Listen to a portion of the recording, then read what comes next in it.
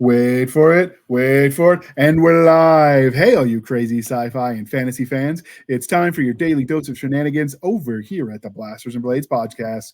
Just a couple of nerdy veterans and one chaos coordinator geeking out over our science fiction passions and fantastical fantasies. A place where magic is king, the sky is the limit, and space is the place. We are the podcast that puts the fun in dysfunction. So without further ado, we're going to let our guests introduce themselves. And yes, I know the alphabetical order might not seem right to you, but Word has spoken. Stop sending me emails.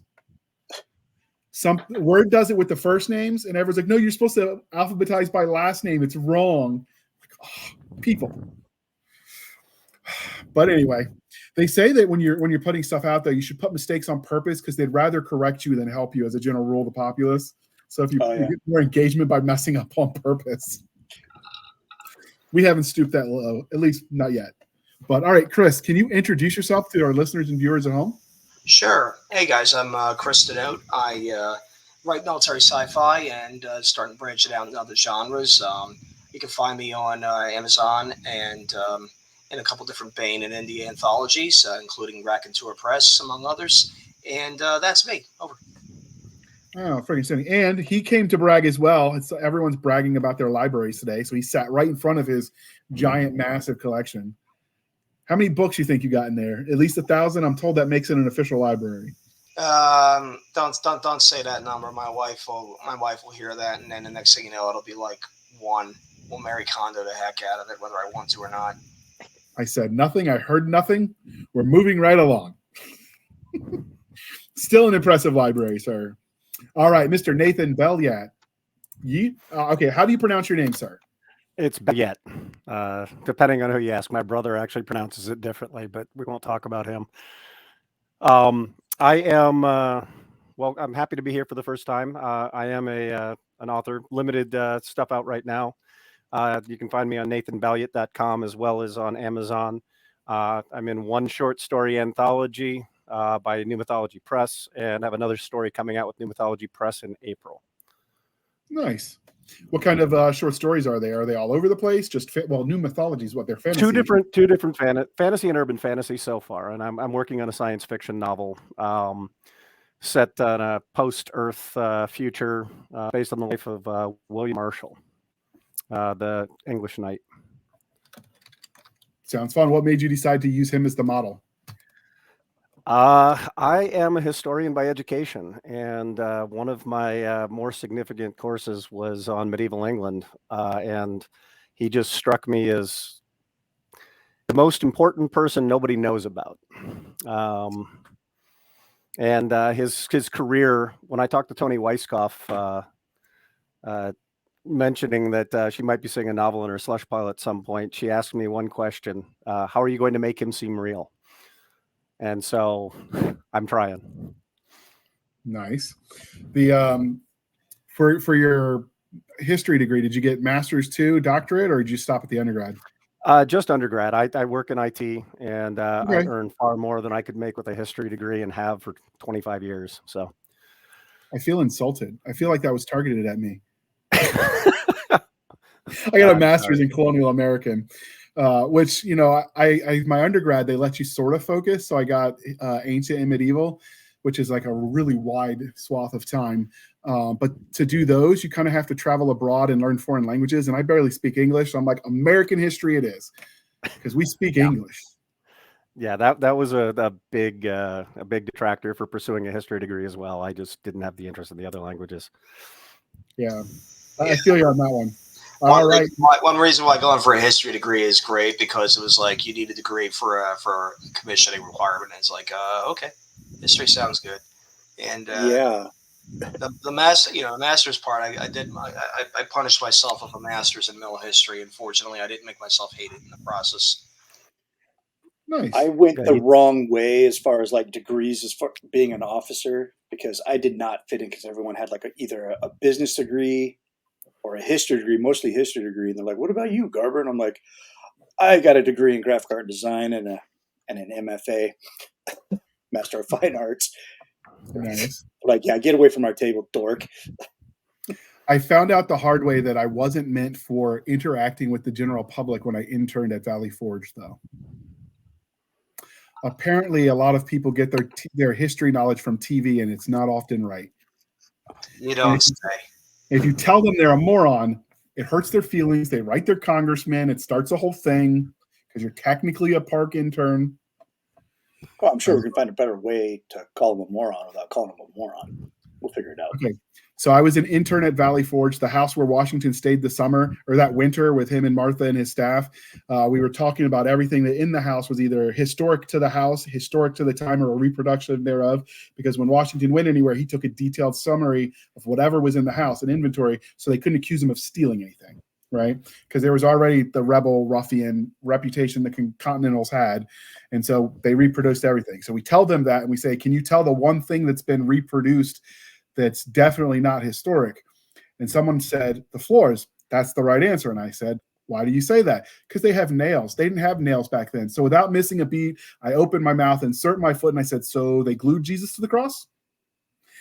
Wrong answer. He went home, called his congressman. It was a whole thing. So someday, 100 years from now, someone's going to dig into the congressional records and find that one line item because it was what do you call those, congressional inquiry or whatever. It's got my name on it. Called constituent a moron. Anyway, let's not bore everyone to tears because most people don't find history as exciting as we do. And we're going to let Mr. Paul Sparks introduce himself. I am Paul Sparks. I've got 3 short stories in William Allen Webb's Last Brigade universe.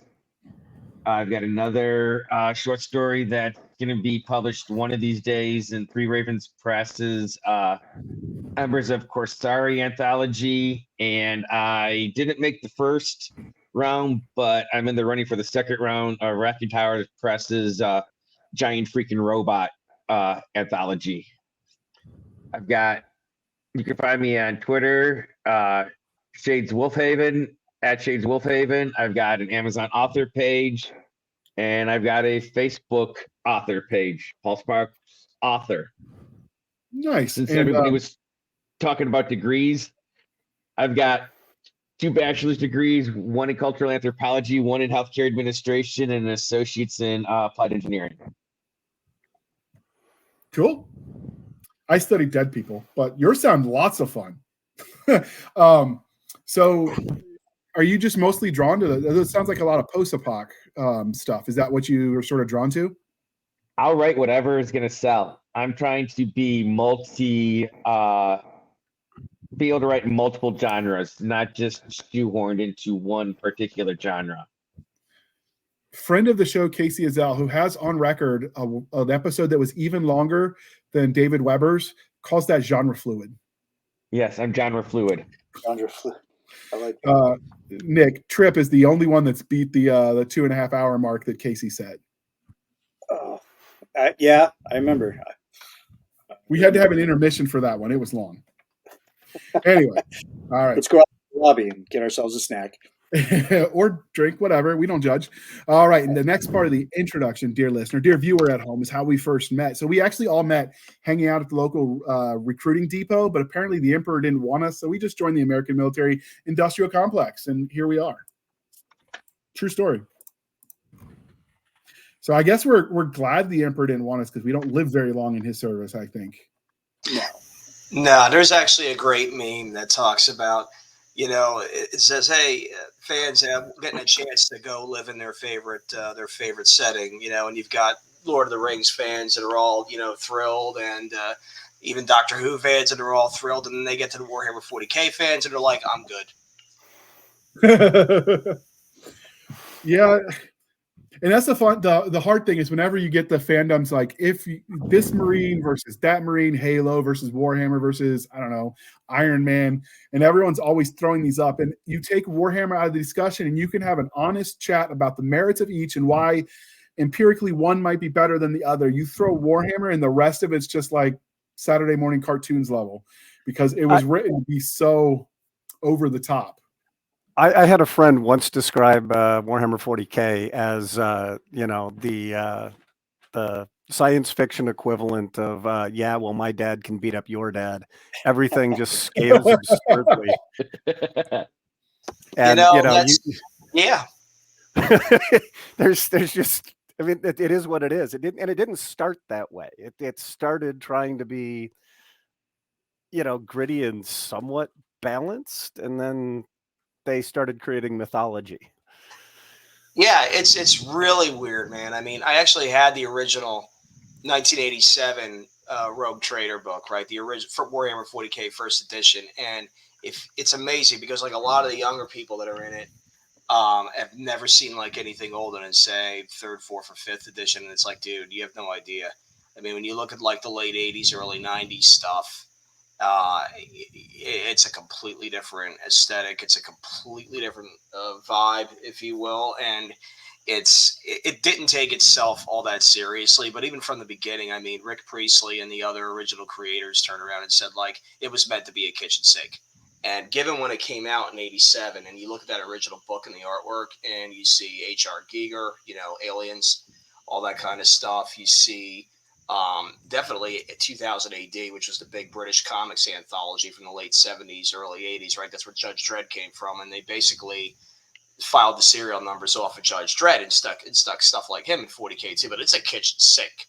It's everything. It's Dune. It's everything what they could get away with stuffing in there, and rule of cool sort of applied. And then it's like you said, Nate. It's like at some point they decided to try and have it make sense, which might have been kind of a fatal error. So if you didn't guess, we are here to talk about Warhammer 40K. There is the Warhammer Fantasy line, which is its own thing. We'll have to do another episode about that. But today we're going to talk about the 40K Space Marine side of things. So first off, if you don't know, it's a universe that includes a tabletop strategy game, but it's also gotten, like, at this point, card games, mobile apps, a line of comics, graphic novels, and books. I can't think of a single medium that it's not in, and except for TV, but I think Henry Cavill is working on one. He's working Yes, on Henry Cavill is working on a Warhammer 40K TV show through Amazon Prime, I believe. And the game itself is produced by Games Workshop. And apparently it is the most popular miniature wargaming, to the point where people that play other war games lament that they don't call it wargaming, they call it Warhammer. And they just assume like Dungeons and Dragons represents all tabletop. For miniature gaming, people know Warhammer, and that's what they say, even if they're playing a different system. So we'll start with how you guys each found the Warhammer. Well, I started about the same time Chris did. I was playing Rogue Trader on the floor of my friend's basement with these awful lead models with very little detail, and having to make our own terrain, our own vehicles, and it just progressed from there. And it was just a game with cool models originally, but within a few years they came out with Epic and Adeptus Titanicus. I think it was '88, and that's when I really bought into it. Was Epic, and just they're the little itty bitty 8mm scale compared to the 28mm scale of the main game, and just epic battles in the universe of Warhammer 40K. Yeah, I'm with you. It was epic, and actually, it's amazing. I had a copy of the main game. I think I picked it up in high school, right? I'm almost sure at a comic shop. To be honest with you, I was like, "Whoa, dude, what the heck's this?" But it was the Epic games, and it was Space Hulk, like the OG version of that came out. And even back then, they'd already were pushing video PC games out for it. So it hit, and it hit big, like really like pretty fast, but the main game itself, I'll be honest, I've never had the money or the space or the hand-eye coordination to do minis the way they ought to be done. You know what I'm saying? So I was always like, okay, I like 40K, but what's the other stuff that I could get into that maybe will not take up an entire floor of the house or drain the bank account too much? You know what I mean? They call it plastic crack for a reason. Well, do you see the level of silver miniatures by my left ear here? Yeah. Those are all the new Titans, Chris. Titanicus is back and Epic is back. Yeah, I remember seeing so that. I have an entire cabinet that's partially painted there. I like that scale of the game too. I like the bigger, more strategic stuff. But there's a lot of neat stuff out now. They got tactical RPG games. I mean, that's what Blackstone Fortress is, and that looks really neat. If I was going to get into another one, that's probably the one that I would get if the budget allowed for it. If you like tactical RPGs, I think it's Cubicle 7 has actually re-released their version of the Dark Fantasy Flight's Dark Heresy RPG. And they've got both the Warhammer 40K playing the Space Marines as well as playing Acolytes under an Inquisitor. Yeah, That's how I the kinda got Fantasy started Flight into it. RPGs are really good. And Complex the new video game Rogue Trader by Owlflight Games, the same company that does Pathfinder Rise of the Kingmaker, just released a Rogue Trader using the Fantasy Flight rule set. kind of the Fantasy Flight rule set, and it's Owlcat Games, not what you said. Yeah, I said Owlflight Games, not Owlcat Games. Yeah. I think like a lot of people, when we heard Fantasy Flight was going to lose the license, we went out and grabbed a few things before they disappeared. One of them being Forbidden Stars, and the other one being the Horus Heresy big tabletop game. And it was like that's as much as I can manage. You know what I'm saying? Whether it's from like a collector standpoint or a playing standpoint now, but I've always enjoyed the setting. I mean, there's a lot to it, and one of the things I know we'll hit on is like a lot of the books. When it's good, it's really good. In terms of the writers that really make it pop, and when it's bad, you're just sitting there going, well, I guess it's kind of like pizza. Even bad pizza is kind of good to an extent. No, there are some truly the first Black Library novels of 40K are among that trilogy. Is among the worst books I've ever read, and I read them just because of what they were. What are they? I've got them over there. Chaos Child is the third novel in the series. That's all I can see from here. Yeah, it's bad. It's really, really bad. But you look at Abnett's stuff, his Eisenhorn trilogy, followed by the Ravenor trilogy, and then the fourth Eisenhorn book and the omnibus of short stories, and now his Beckwin trilogy, which seems to be wrapping things up and tying into the end of the Horus Heresy. It's incredible myth crafting in addition to storytelling. Right. And Dan, I think so. Go ahead. I'm sorry. No, what were you saying, Nathan? I didn't want to cut you off. So Chris and I were there at the beginning with Epic, where the Horus Heresy was first mentioned. It didn't exist in the first few years of the game system. And then it was just sort of a thing that happened. But that mythology is what everything Games Workshop has blown up with Warhammer 40K is based on, is that Horus Heresy. And it's that mythology that has driven everything. So I actually found about Warhammer, because I didn't know what it was until I accidentally stumbled on Baneblade, the novel. It's a novel about a tanker. It's really good too. But I found that in the used bookstore for 50 cents, and I was bored, so I said, why not? Can't beat a novel for 50 cents. And then I sort of explored from there. But what about you, Nick? How did you find it? I never really got into it, mainly because I had friends that were into it, and they said that it drastically drained their bank account. So I was like, well, I don't think I'm going to get into this, but yeah, I know next to nothing about this subject. So I'm sorry, guys, I'm going to be pretty quiet tonight. I'm here to learn. So it's all good. I definitely am not the coordinated enough to do the painting of the minis, but primer color is good to go. I don't have to have it looking pretty. I've played mostly with gray plastic during the years where I actively played the game. It was never important enough to me to spend the time painting, but when I do paint, I tend to paint reasonably well. And that's the nice thing about this, about Warhammer 40K as a hobby. We touched on some of it, where we talked about the video games and the books and the tabletop game and the role-playing game, and you brought painting in here. But it doesn't matter what aspect of hobby you have. Warhammer 40K's got something for you. You can nerd out on the background and the lore. You can nerd out on the books, the painting. There are people who collect Games Workshop models just to paint them and have never played a game in their life, but they've got tens of thousands of dollars of models and paint in their home.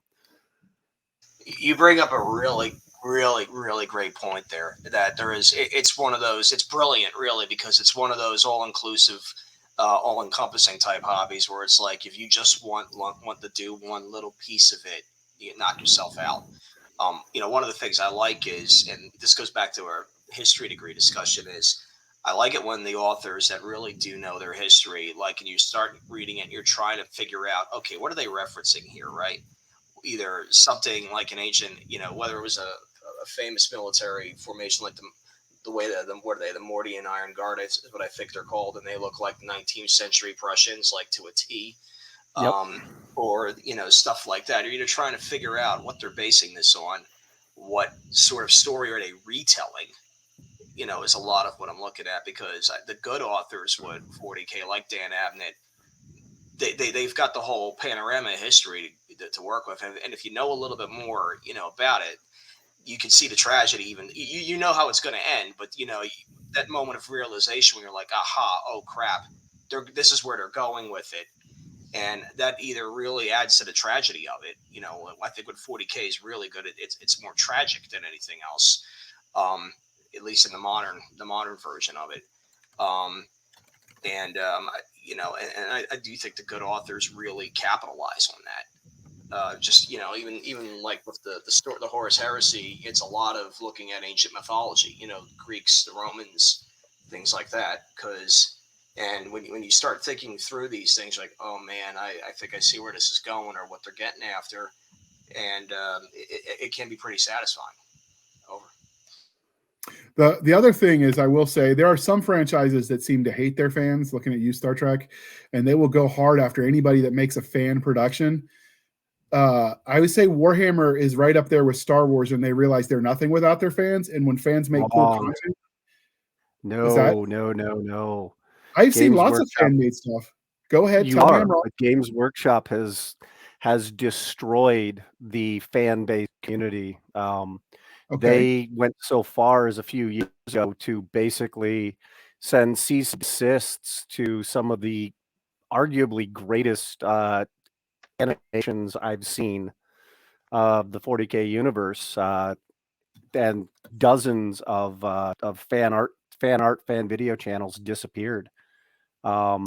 Games Workshop is notoriously close with its intellectual property, to the point where they sued Robert Heinlein's estate over the term Space Marine. You can't. It's awful. They're IP Nazis on the level with Disney, and I use that term very specifically because they are evil about it and have hurt the fan community. Some of the most popular YouTube channels no longer exist because of their aggressiveness at various points in time. And to make things worse, they're not always consistent. I kind of ran into that IP thing is last year at Adepticon, which is the largest Warhammer 40K convention in the United States. I got to videotape the reveal for the next year's, and when I was done, Games Workshop wanted the raw video and any files of the stuff that I took, and they were going to be doing the editing and all that, and I had to turn it all over to them when they were done, and I had to delete it after I turned it over to them. Oh, hell no. Yeah. You can pack Sorry, go ahead. No, I was just saying that's next level. I'm still trying to figure out how you could space and marine are just two words. The words existed before, and even together they existed before Warhammer. How did they okay. They didn't win. Yeah, they didn't win, but still the fact that they tried, tells you something. And they're going after an OG like the Heinlein estate. That just the shoulders they stood on, and then they kicked him in the teeth while they were standing. Yeah, pretty much. If you look up Astartes, which is the Games Workshop current term for Space Marine, because they lost that lawsuit, everything's now all the Space Marines are now known as the Adeptus Astartes, and they changed the name of their space elves from Eldar to Eldari. All of that because they started losing those trademark lawsuits.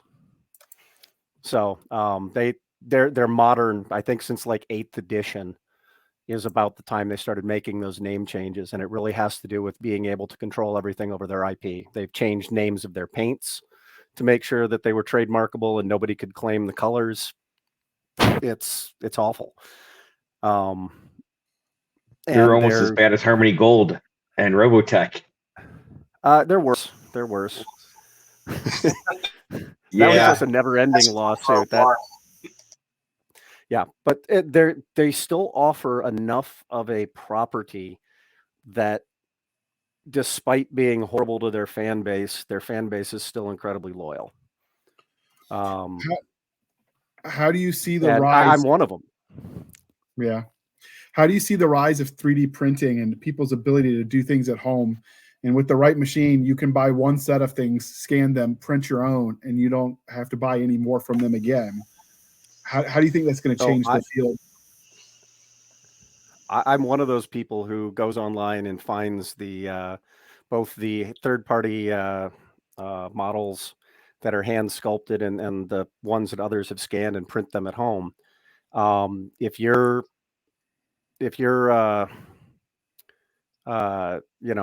wanting to do that as your only thing, you can get away with it, but you're just not going to be able to play in any official events. You certainly play with your friends, but there's still stuff out there you can't get. I've got boxes of unassembled official miniatures on a bookshelf to my right here. So I think that they're going to be just fine, because that seems to be the norm rather than an exception. Is you've got some people like me have a mix, and we're still spending money on Games Workshop. So what are the official events then? Like if you go just to a game shop and play there, you can't use your made stuff? Or are there actual like tournaments? Adepticon has Warhammer Worlds. I mean, that is the majority of the major tournaments and stuff happened at Adepticon. There's Titans. There's basically 3 days straight of nothing but Warhammer 40K. They have the Golden Demon Awards there, which is for painting. They have the new reveals.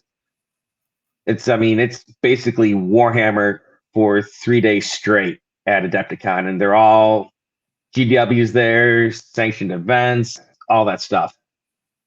They just opened up a Warhammer store in Tallahassee, down here in Florida. So they've got those they've got those stores too, which are exclusively Games Workshop stores, selling that stuff out too. So it's an empire. I mean, no pun intended for the setting. It genuinely is, man, and they can enforce it. I mean, the rules that they want to set through the gaming tournament rules and all that sort of stuff. I mean, on the one hand, I understand wanting to be aggressive about protecting IP, especially when you've got one that's on this level, but there's probably ways to do that just don't alienate. Well, if the fans keep showing up, I mean, what incentive is there for them to stop, or to change how they handle it?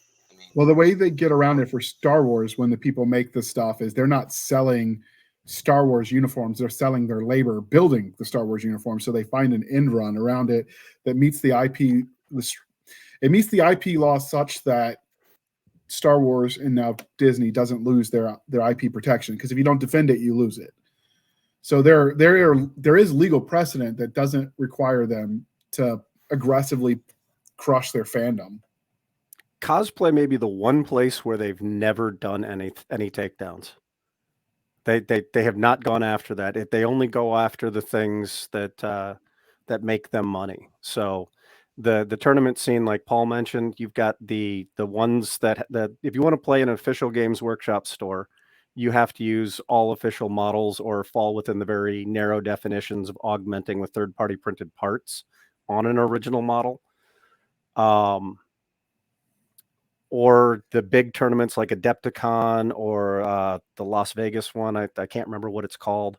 And a lot of the larger local tournaments you run into, they have, you have to use Games Workshop official models in order to participate, just because they want to stay in GW's good graces and be able to advertise without any issues. So how can you tell the difference between the official Games Workshop ones and the others? There's a very specific look and feel to official Games Workshop stuff and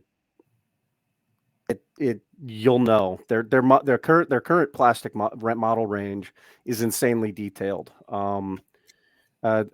A rhino for the epic scale, the new epic scale game Legions Imperialis is a half-inch tall and maybe an inch long, and 3/4 of an inch wide, and it's got like 30 parts to it.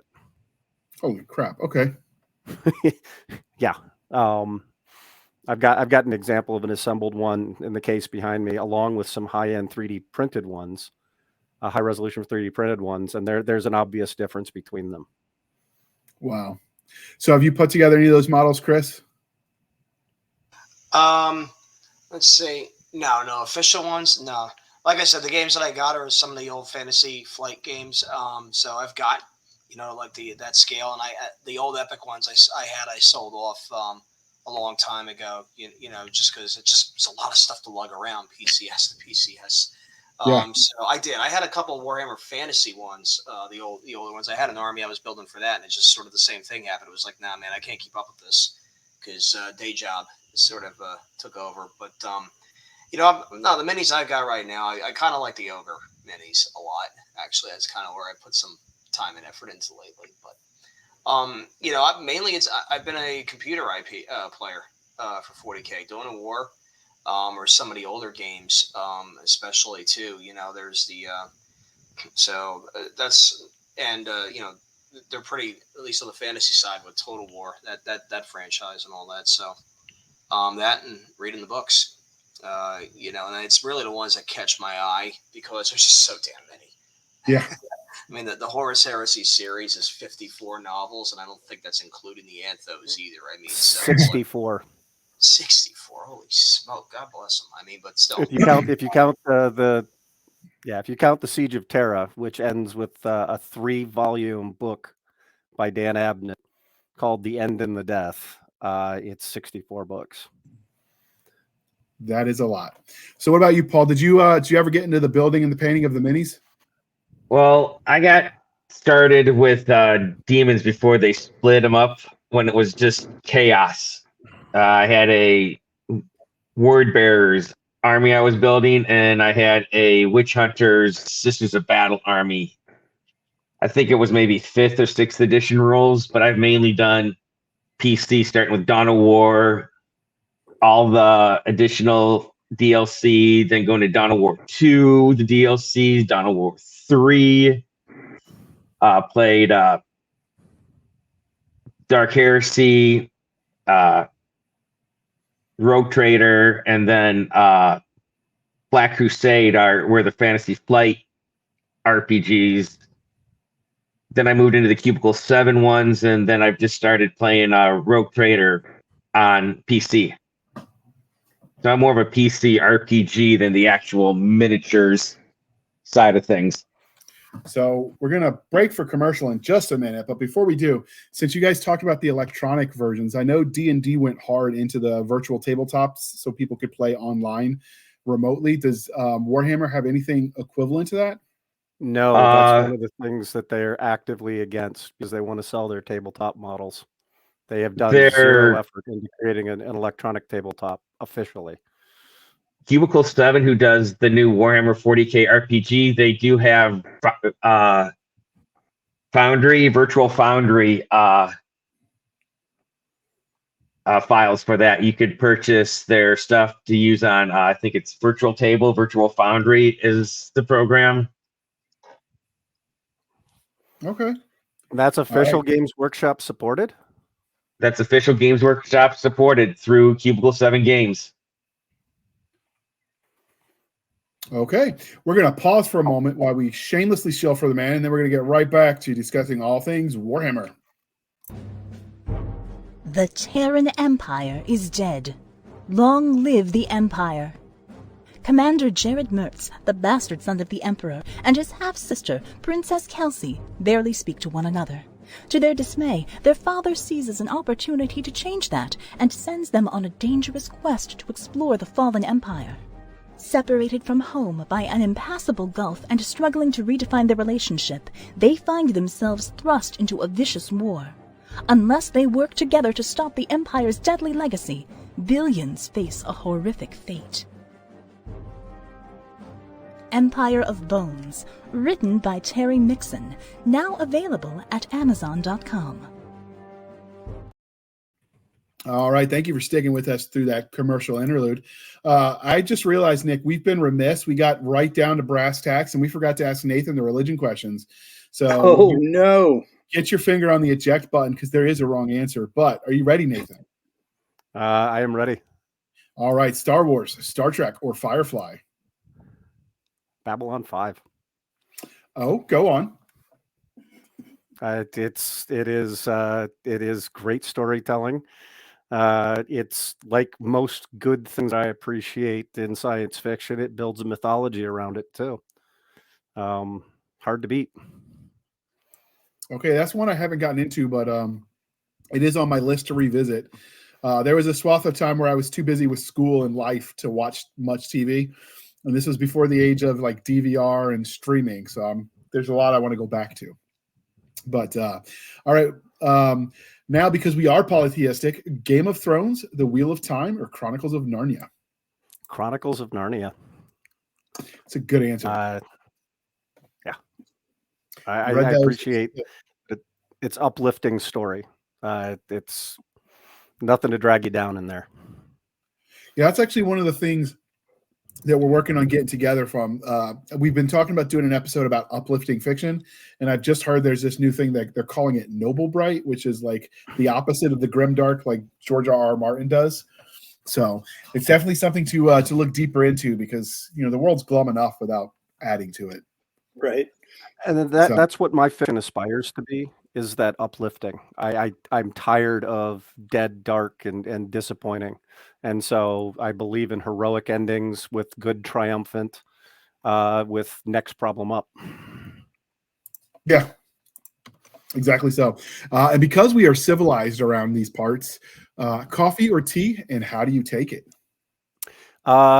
Pretty much every day it's coffee with, 1 or 2 creams, depending on the size of the cup, and a little bit of sweetener, usually some form of liquid stevia. Now you say 1 or 2 creams, so you actually get the little couplets that like you get at a restaurant, or you free pour each. I can eyeball a free pour, but each of those little things you get at a restaurant is 1 tablespoon, which is 15 milliliters, give or take. Okay. I do mine probably half and half, which is why I limit myself to 1 every other day. It's delicious, half coffee, half milk, but not the best for your waistline if you do it every day or multiple times a day. I know exactly what you're talking about. Yeah, it's just one of these days I'll grow up and I'll drink it black, but not today. Now that we talked about growing up, let's get back to the grown-up world of Warhammer 40K. We appreciate you sticking with us through the commercial and letting us insert that little religion question segment. But have you guys, anybody gotten into, I know there's some graphic novels out there. I know Black Library has some listed and some comics. Have you guys gotten into the visual medium storytelling versions? I have. I've got, I think it's a Siege of Calth, which is part of the Horus Heresy. There's a graphic novel there. I collected a limited edition run of comics for Marnius Calgar in the modern 40K setting, as well as a limited series of Sisters of Battle. Both of those, I think, were Marvel or Image, forget which. Okay. What about you, Chris? Not really. I've seen a few of them, but I haven't gone out of my way to collect them or anything like that. I've seen a lot of fan comics that are, well, mostly comedy, you know what I mean? Mostly parodies that are pretty freaking hilarious. And those I get a good kick out of. And I'm pretty sure Nathan knows which ones I'm talking about too. I don't. So, it's mainly what a lot of people like to make fun of is just sort of the interplay between some of the different factions. I mean, like, first of all, how can you not have fun with the orcs? Besides being orcs, they're a British gang of football hooligans on crank. and there's billions of them. And that's really just the best way to describe it. I mean, the way the lore is right now is that through the power of make-believe, essentially, that, they literally believe that if they paint their vehicles red, they go faster. So guess what? They go faster. That's one of the things. Or you got the Adeptus Mechanicus, right, who is sort of the one of the two like pseudo churches in the game universe, legit churches that they've got going in. They're kind of just creepy. I mean, and they like playing that aspect of it, but it can be really funny. I mean, even the Space Marines can be funny because they're either so doggone earnest about everything they do, or it's all like Nathan and everybody else has said, it's all so ridiculously over the top that if you know how to have fun with it, you can have a lot of fun with it. Except really like the Dark Elves, they're kind of just gross. Like somebody watched Hellraiser one time too many, gross. But there you go. That's Nick's love language. Yeah, we just watched Hellraiser 2 today. Well, Stabby told me. Yeah, the factions are all there's jokes you can run around with all of them. And again, that's part of what makes this hobby amazing is we can have fun with it. We can pick a side. We can cheer for one team and root against another team, and we're all playing the same game. We're all enjoying the same setting, the same fiction. So are the factions essentially interchangeable, or do they come with like different perks and trade-offs? There's no interchangeability among the factions, even among the Space Marines, the Adeptus Astartes. Things are drastically different, even though they theoretically have the same equipment and the same genetics and pseudoscience upgrades to make them super soldiers. It's incredible the amount of variation they've worked in to everything. And that's another thing that makes the hobby great is you can pick a faction and pick something you prefer over something else and run with it. There's a doctor who is, I think he's a bone doctor on YouTube, but he goes and he looks at the medical viability of all the different like super Marines. So he looked at Halo, he looked at the Warhammer Space Marines, although he didn't call them the Astartes stuff. So I think he was speaking more generically, but they start looking at what would be involved in making it possible and how close we are to being able to do that already. And what it comes down to in all the cases, both with the Warhammer and Halo, is medical ethics get in the way. Yeah, but I do want to point out that it took him 3 episodes to go through what a normal Space Marine goes through, and then another episode for the Primaris Space Marines.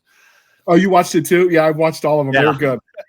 Yeah, it's you're talking about a doctor spending an hour and a half of YouTube time to tell you about one aspect of this massive science fiction universe.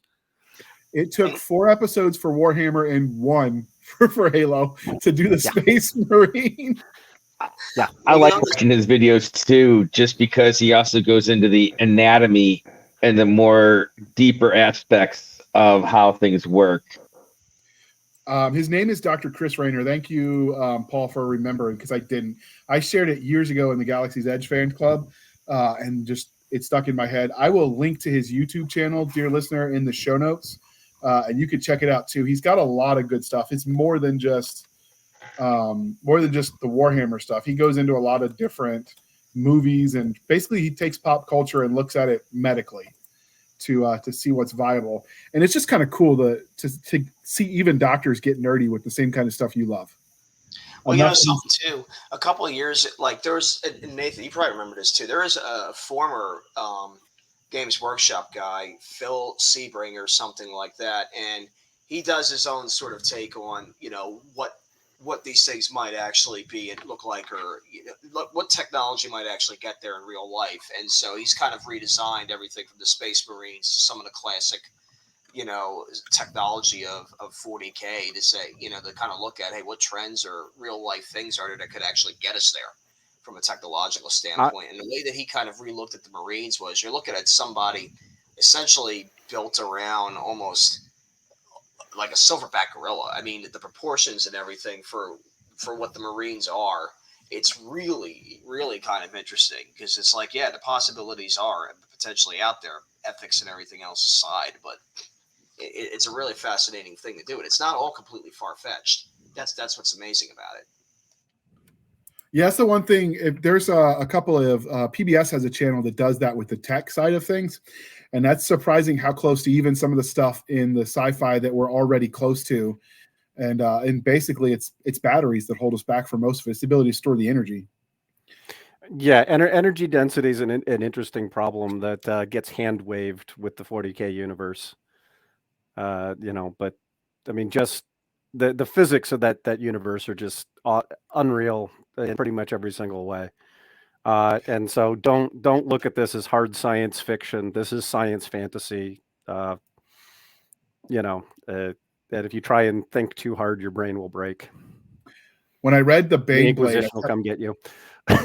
when I read Baneblade, I kept trying to figure out how the logistics for all that would work because I know what it takes to keep certain vehicles in the field. And I'm just looking at them like, okay, I got to stop thinking too hard. And then I just read it, and then it was good. Yeah, but that explanation's all behind the scenes in the deep lore. The Imperial Guard lands with literally millions of troopers, and drop ships the size of skyscrapers filled with supplies, and then there's transport vehicles they used to have models for through their Forge World line. Okay. Did you have to factor that into the tabletop playing? Nope. Tabletop's a bunch of D6s and Rule of Cool. I remember. So at one point in time, one of my son was struggling with school. We were just looking for things to go together, and so I spent a lot more money than I should have buying the Warhammer set. And then right after you buy it, of course, because he's a kid, he's no longer interested. So I tried to put it together, and man, that takes a lot of just to get the glue in there right. I ended up giving it to a friend, but I saw like there were rulers and everything to figure out like arc of trajectory and how far you could move, and it was a lot more math than I thought it would be. Yeah, I've got some opinions about the rule set. The fact that it's just a bunch of D6s and the number of dice you have to roll to meaningfully change odds is it's not a well-designed tabletop strategy game, but it's still fun to play. Do you think they'll ever upgrade it? I mean, there's so many more dice options than just a D6. So they're tabletop role-playing games, like what Paul was mentioning. They do change it up to add in that level of granularity.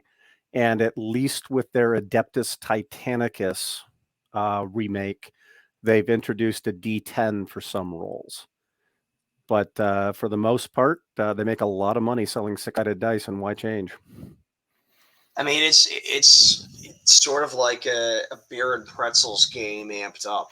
Ultimately, that's they were the suck. The way to get people in, I think, is because they can attract casual players, just because of that simplicity. You know what I mean? Yeah, there's, like you said, JR, there's math involved, but I think that's one way that they've got that built-in fan base growth and player growth. And because it's like literally you can have people who just started playing last year and don't have the whole baggage, if you will, that like Nathan and myself and a couple other people have who've been around for a hot minute and have either played it earlier versions of it or did it some other aspect of the hobby. And that there's no, you can do the big archive deep dive if you want, but you're just as capable of picking it up and playing and not reading anything older than the last 5 years, and you can still be good to go in terms of the hobby. You're just very unequipped for online arguing. Maybe that's the only drawback. So do you have to buy the special Games Workshop dice, or just any six-sided dice are going to be good? Any six-sided dice will do, but Games Workshop likes to sell both heraldry or game-appropriate dice. So you might have the Dark Angels chapter of the Space Marines. The 6 on their die is the sword and wings of that chapter. And so you've got people buying the dice for that reason. And they also sell big bricks of dice because they know you need to roll a lot. So it's a profit center for them. And I just remembered second edition 40K actually did use dice other than D6s to resolve number of wounds. And I think first edition had some locations where you were rolling other dice when you were dealing with vehicle to hit charts. The game's gone through a lot of iterations, but they simplified down from many dice to just D6 for all mechanics. But they've always been D6 for the core attack and defend dice. Okay, so how you go to some like hobby stores where they're playing various tabletop, not just Warhammer, or they're doing the RPG like a D&D type thing.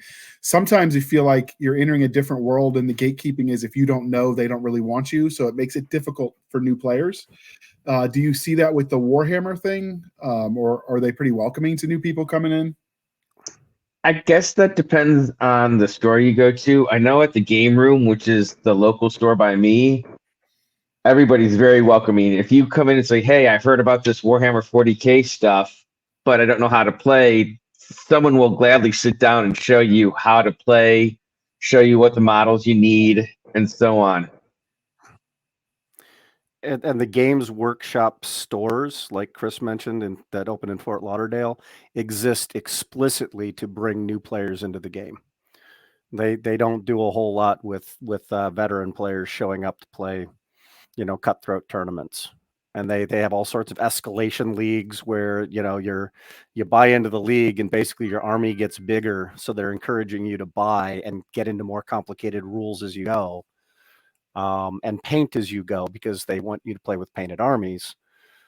So it's very beginner friendly in many ways because there's so many ambassadors, including the official ambassadors.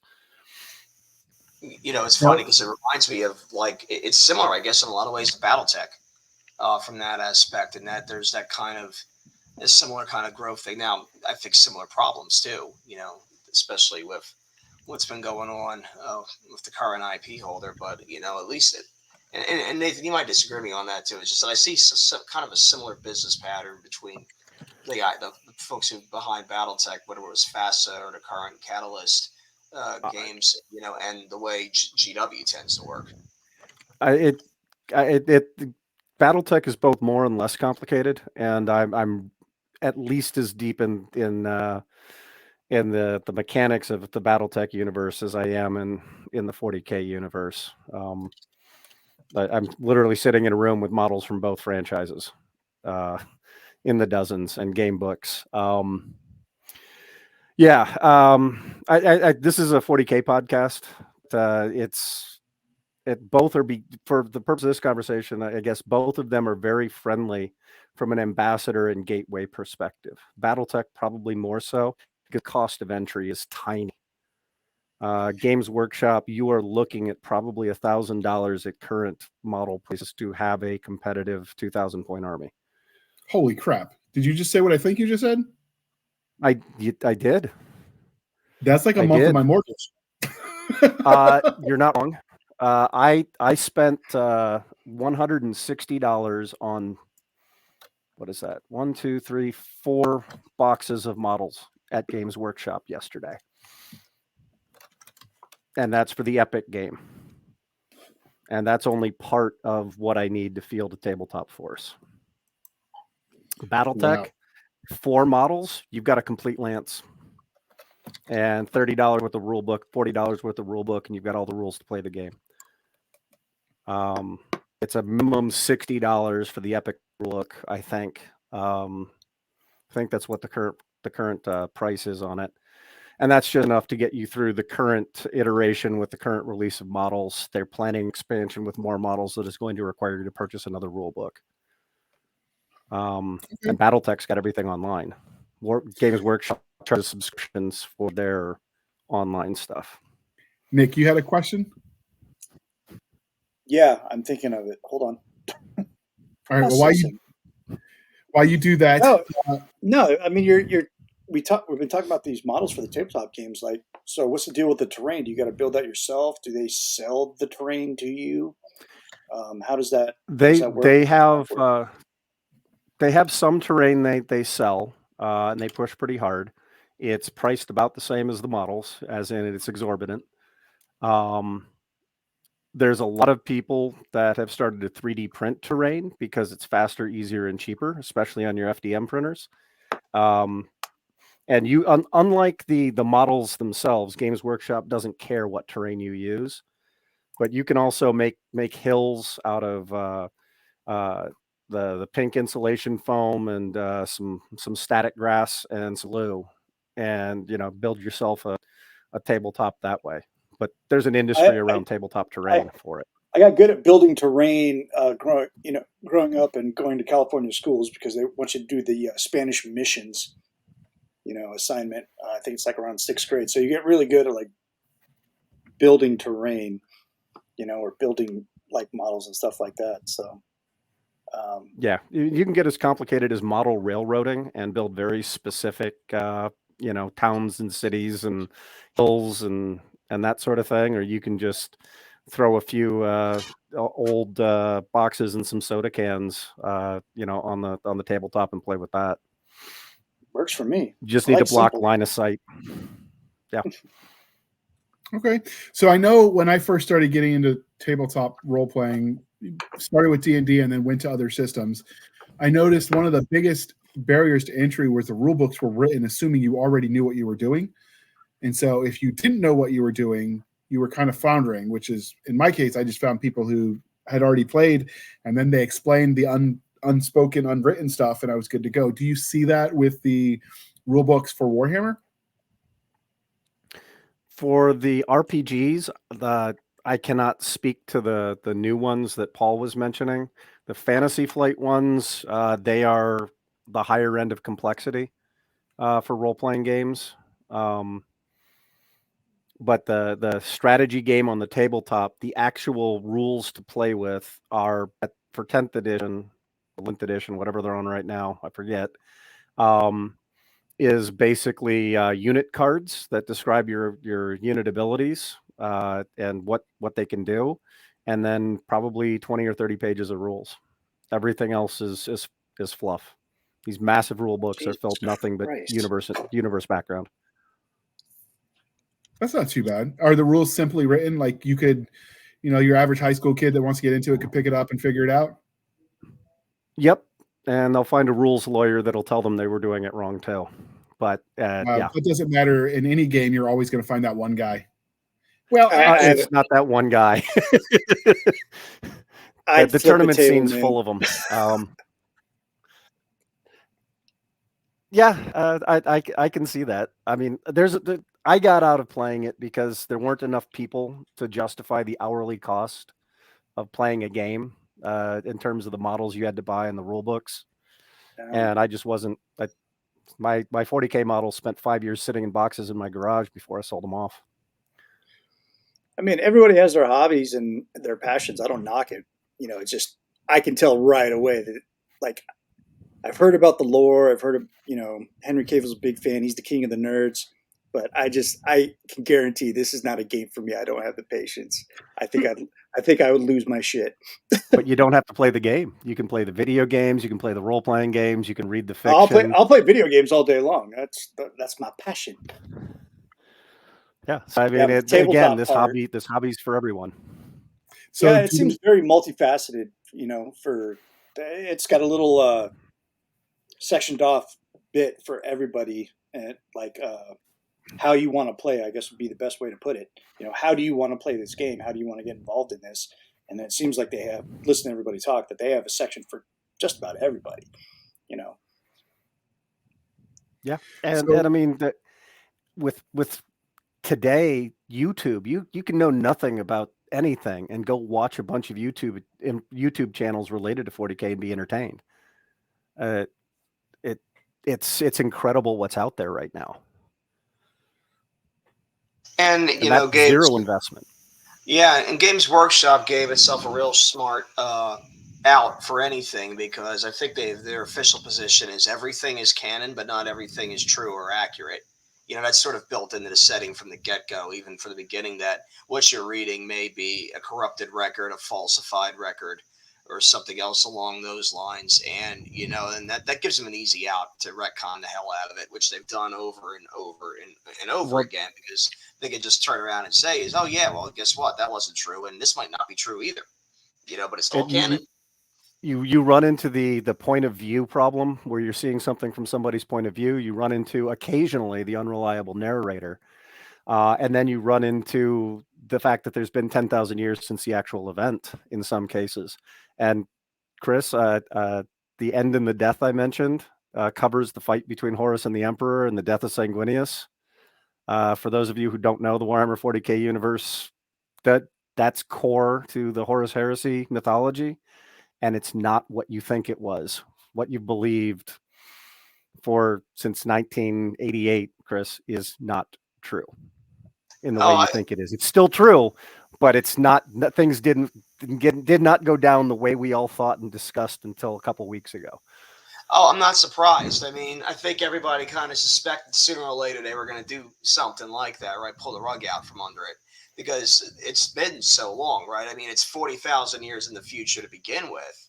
And they've, posted different versions of the Emperor's origin story, every couple of editions of the game to kind of keep people interested. I mean, you go back in the original, it was ambiguous even if he was even remotely still alive or not, or if any of this mythology was true. And even Rick Priestley, like in interviews with him, it's really interesting to hear what his original thoughts on there was how much of it's true and how much of it's not. He said the entire period could be built on on just raw superstition that anybody can't prove. I mean, one thing that it's interesting too is that at least the early authors of it kind of discount is the whole idea that it's one giant work of satire.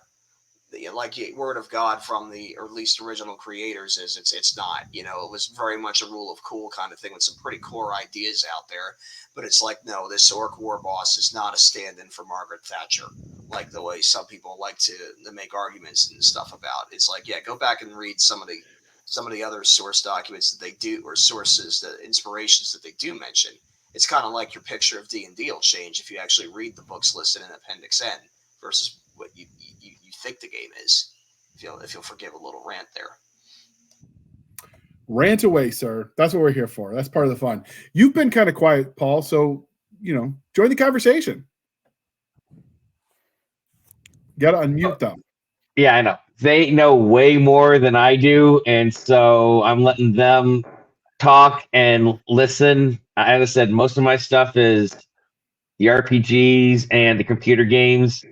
And if it's Sisters of Battle, I know a lot about them because they've always been my favorite factions, just because I like to call them nuns with guns. Yeah, that faction which is they basically are. They're also called the Brides of the Emperor. So tell us about the gaming electronically and the tabletop then, what you were talking about your experience, because they didn't cover much of that. I first started with Dark Heresy, which was the Fantasy Flight RPG where you played a acolyte team under an Inquisitor, where you would actually go in and hunt out the heretic, hunt out the demons, hunt out the Xenos, and then you would call the Black Crusade or your Space Marine characters in to actually handle the big stuff. And then you got the various Warhammer Dawn of War, which is more of a real-time strategy StarCraft-esque style game. And they had the various different factions. You could have Inquisition, Sisters of Battle, Soulstorm. You played Necrons, which were undead robots. Then some of the others. Then you had Dawn of War 2, its DLCs, and then Dawn of War 3 kind of dropped off in quality, I think. Graphics were better, but the gameplay wasn't that enjoyable. And then you got Warhammer 40K Inquisition Martyr, which is first person shooter almost. You had Space Marine Ultramarine, which is another first person shooter where you actually play an Ultramarine. And then the new RPGs that have came out with Cubicle 7. Yeah. So right now, if you were to go on Steam and you wanted to play a first-person shooter, there's Deathwing and there is there's another one I can't remember because it wasn't Marine. my cup of tea. No. This is hold on a second. It's in my library. Give me 1 second to pull it up. Come on, Steam. But basically, they've got a first-person shooter. They've got a real-time strategy game. They have a turn-based XCOM style game. They have a Diablo style 3/4 view, which I think is Inquisitor Martyr. They have another kind of tactics game, which is really kind of unique, which is their Mechanicum game. If you want to play a style of game, there's AAA level titles out there of that kind of game, and then there's mobile games, and I think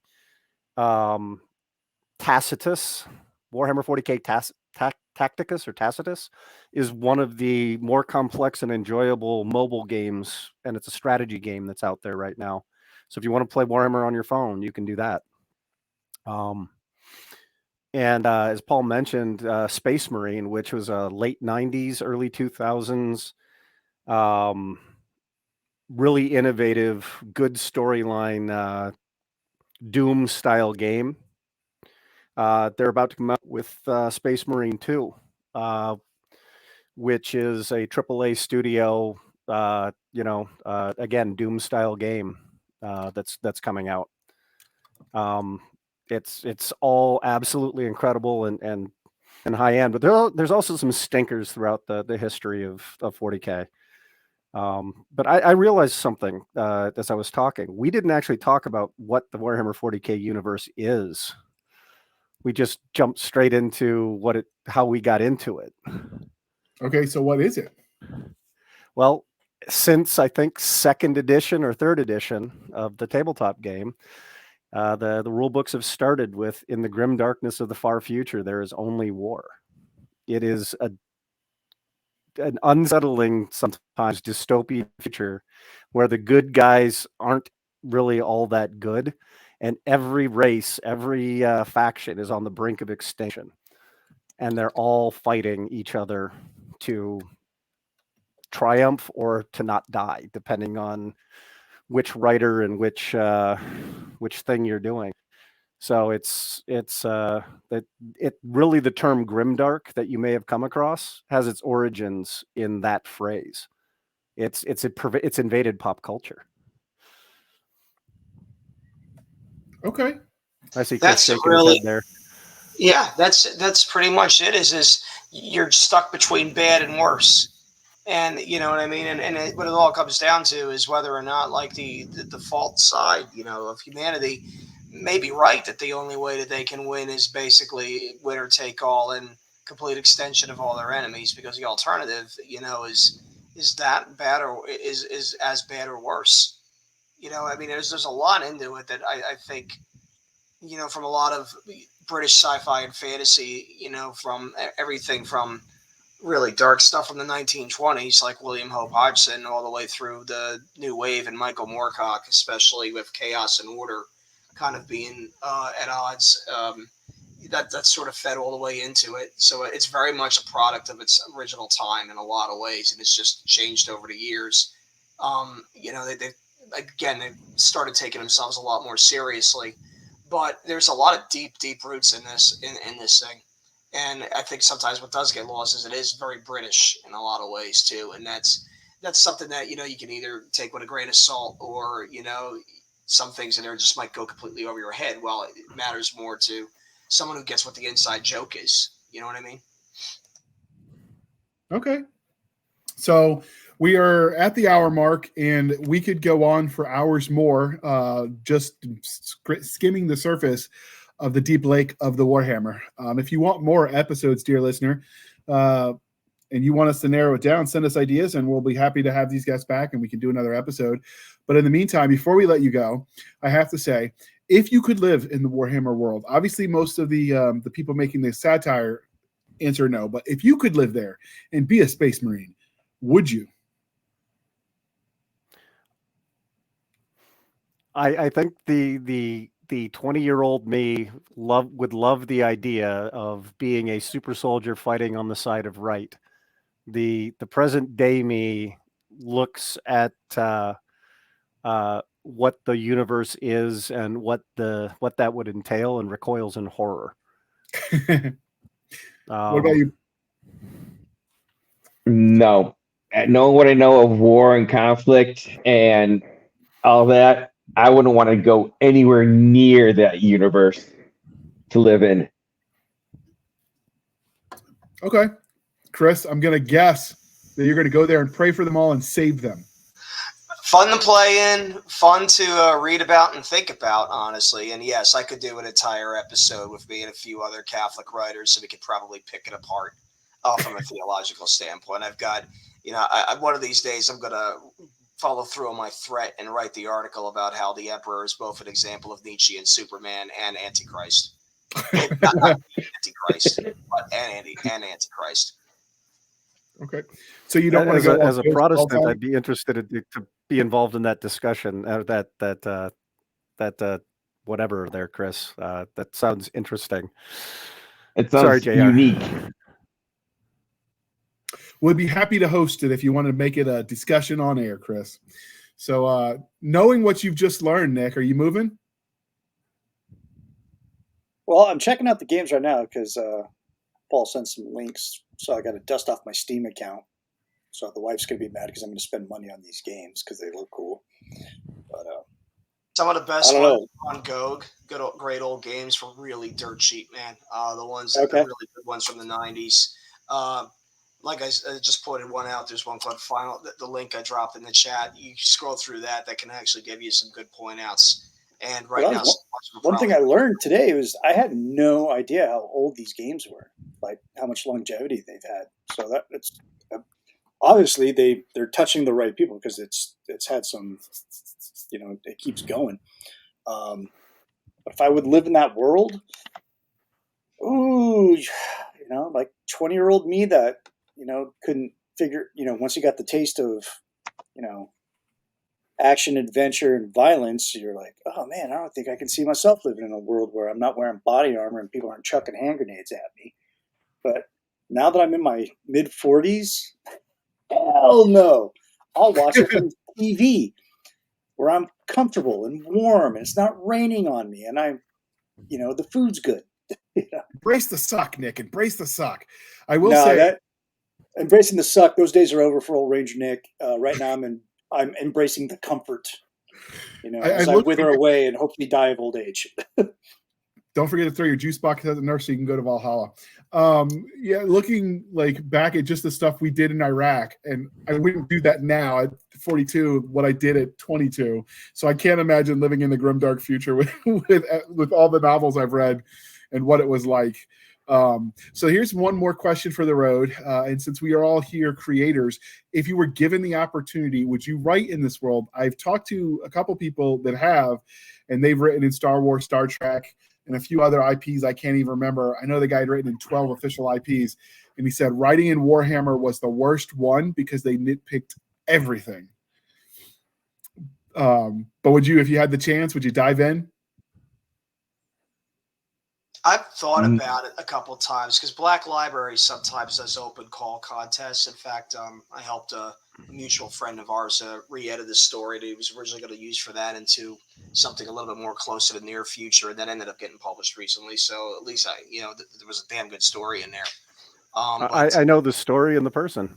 Yeah, which was fun helping out with that one. I'll say this: I've thought about it before. I even started one out once upon a time, and it was going to be.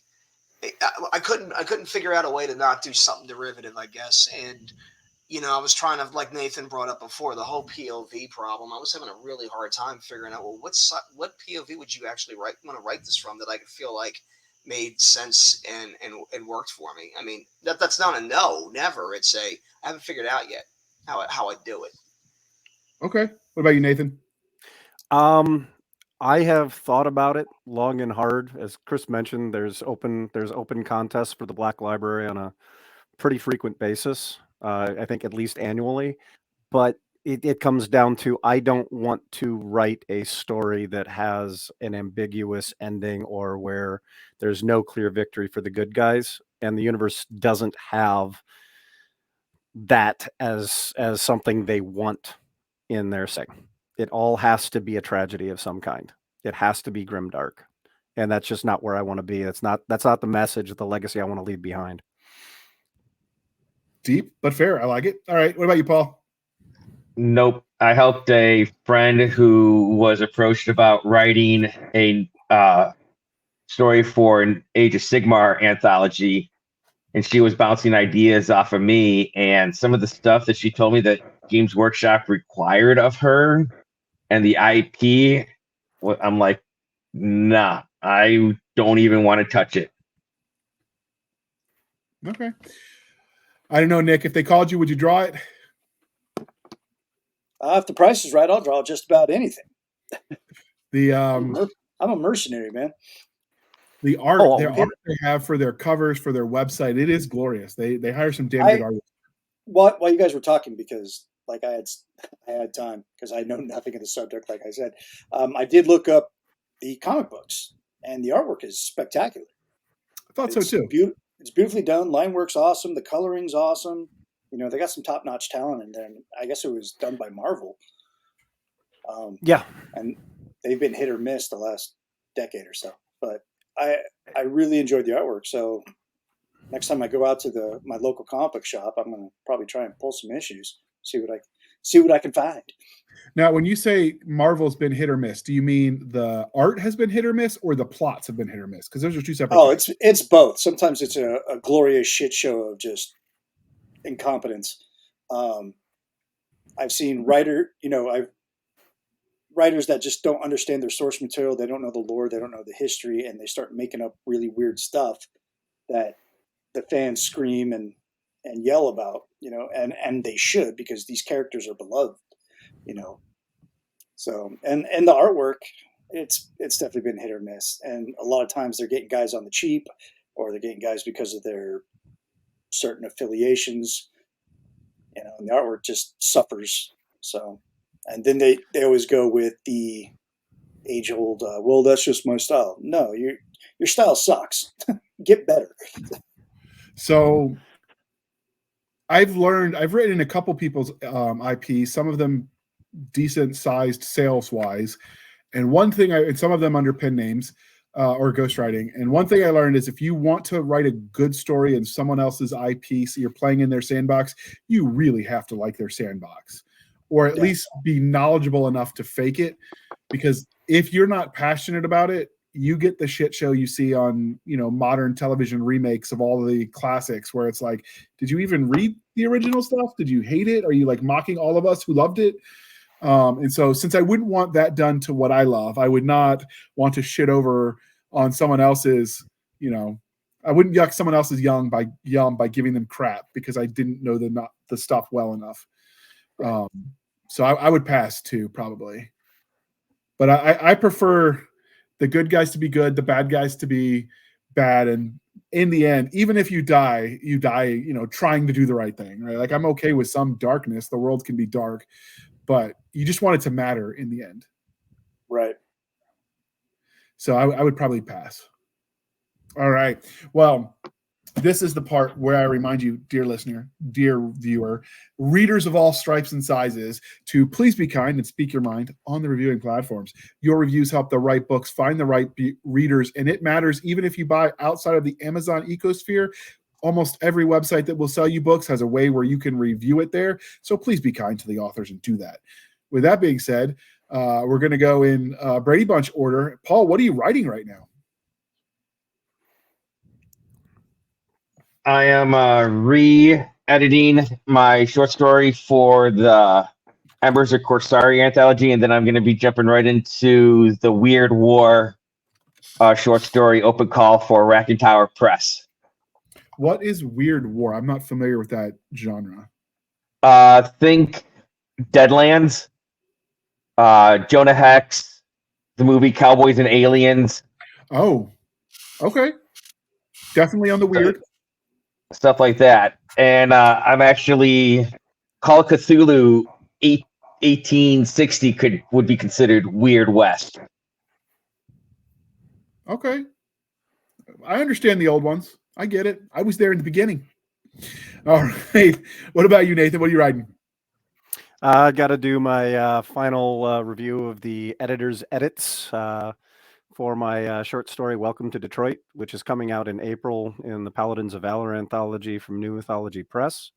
And I am working as I can on my science fiction novel, Night Unbroken, which, as I mentioned, is a retelling of at least part of the life of William Marshall in a science fiction context. It can be done even to great scale. If you look at Christopher Rocchio with his Sun Eater series, he took those same kind of epic themes and he made it work. Yeah, I don't have Christopher's gift with wordplay, and nor do I have his love of the written word to produce something on the scale he did. It's truly epic stuff he put out. I'm going more for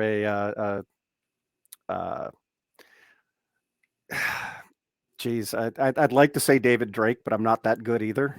But more of a character-driven, action-driven story as opposed to an introspective epic where somebody does heroic things. Okay, good answer. Chris, what are you writing?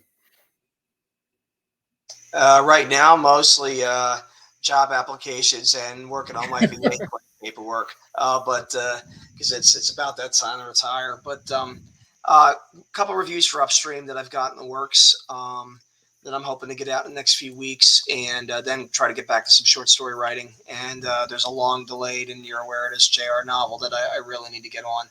But it's I'm trying to really be pick and choosy right now.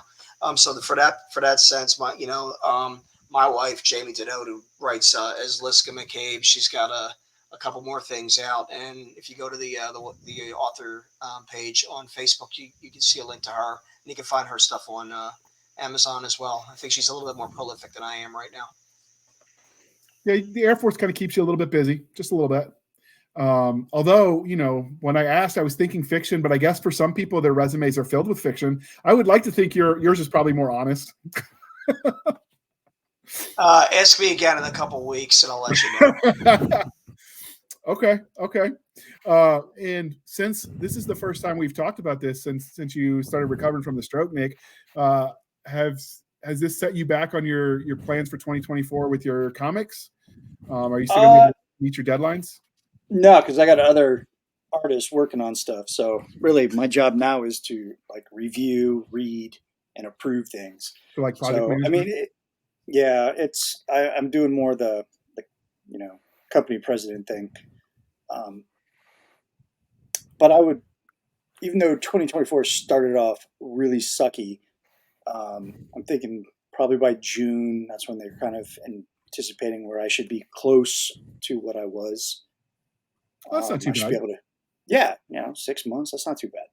I'll get back on the drawing horse and start knocking out some comics, because I do, surprisingly enough, I have fans that want to see me produce new artwork, so can't let them down. It's like 3 dudes, and I think they live in Nebraska, but they really like my stuff, so I don't want to let them down. Nice. All right. And I am working on way too many projects to name because we are at the hour-and-a-half mark now. So instead, I'm going to ask you, Paul, where can listeners and viewers at home find you on the wild interwebs? As usual, links will be in the show notes. Twitter, Facebook, and Amazon. All right. So you look for Paul in those places. We'll link in the show notes. You can find him there. What about you, Nathan? How can they find you on the wild interwebs? Where are you most active? I am most active on Facebook, but really not as active as I need to be on anything. I've got a website that also kicks a blog out at nathanballiot.com. And I will occasionally venture into Twitter to post updates. Twitter is a scary and dark place, but if you're brave enough, we will link to it. All right. And last, but certainly not least, Chris, what how can listeners and readers and viewers find you? On Facebook, there's a page called Chris and Jamie Denote Authors, and that's got links or the covers for every work that she and I have both been in. So we've been in some of the same. She also writes under the pen name Lishka McCabe. Like I mentioned, I have an Amazon author page where you can find the books that I've been in so far as well. And like I think I'll have it in the show notes. I have an Instagram account that I really don't do too much with, but you know. So that's where we're at. Hopefully, get some more stuff out here in this calendar year. And everything, Nick and I were very blunt that our knowledge on this topic was limited. We were relying on our guests and their passion for their hobby. So everywhere that we referenced that we got enough knowledge to ask the right questions, we linked in the show notes. So the Wikipedia page, the actual Warhammer page, the Bell of Lost Souls, and the Lexa Canon that Nathan had us use as reference. We link to all of that, so you can link to if you're new, and it should get you started. And if you have more questions, the guests wouldn't mind probably if you sent them messages and bought their books while you're at it. And with that, you can find us on our link tree at linktr.ee, linktree/Blasters and Blades podcast. Again, linktree/Blasters and Blades podcast, where we link to all the things, the bit shoots, the rumbles, the YouTubes, the Twitters, our email, where for professional purposes only, blastersblades.podcast@gmail.com. We have a Facebook page and a Facebook group. If you were already subscribed to the old one, we lost it. I don't know, Facebook's weird. So we made a new one. It's linked in the link tree. Go ahead and click it, follow. We post all of our episodes, updates there. Join the Facebook fan club. We hang out. We get nerdy. We share the episodes. Most of the time, our guests will come in. If you're asking questions directly to them, I will bug them until they answer you there. And more importantly, you can find Madam Stabby Stab's Instagram, Twitter, and email, where you can send all the hate mail. She loves it. She'll make you cry. It's you pay extra for that, though. And finally, you can find us on our website, anchor.fm/blasters-blades. Again, anchor.fm/blasters-blades, where for as little as 99 cents a month, you can help keep the lights on. These episodes are not free to produce, and we appreciate your patronage. Yeah, I speak. So that every little bit helps. Speaking of websites, Nick is working diligently on the merch page. He has it set up. Unfortunately, health scares set him back a little bit on designing the merch, because kind of has to be able to draw to make the art to put on the stuff that we can sell you. But it has not been forgotten, and it will happen in 2024. We promise you. 30 minutes or less, or deliveries free or something. Isn't that what they used to tell us? Jokes, please don't hold us to that. That's not a legal contract, people. And you can support the show more directly at buymeacoffee.com/author J.R. Handley. Again, buymeacoffee.com/author J.R. Handley. Be sure to put in the comment section that it's for the podcast, and I promise I will keep my co-hosts duly caffeinated. They will drink until they float away on a river of coffee. Speaking of coffee, if you like good coffee made in America and you want to support the show, Coffee Brand Coffee has delicious coffees, teas, and hot cocos. That's kind of what Stabby and I have been drinking when we got all frou-frou with our beverages of choice. Link is Podcast Grunt is the code. Link's in the show notes, and you can help us out. Anyway, thank you for spending some of your precious time with us. For my crazy co-host, I am J.R. Handley, and this was the Blasters and Blades podcast. We'll be back next week at the same time, where we'll indulge our love of nerd culture, cheesy jokes, and all things that go boom. Paul, Nathan, Chris, thank you for coming on. This has been a pleasure. Thank you. All right. Thank you. We are out.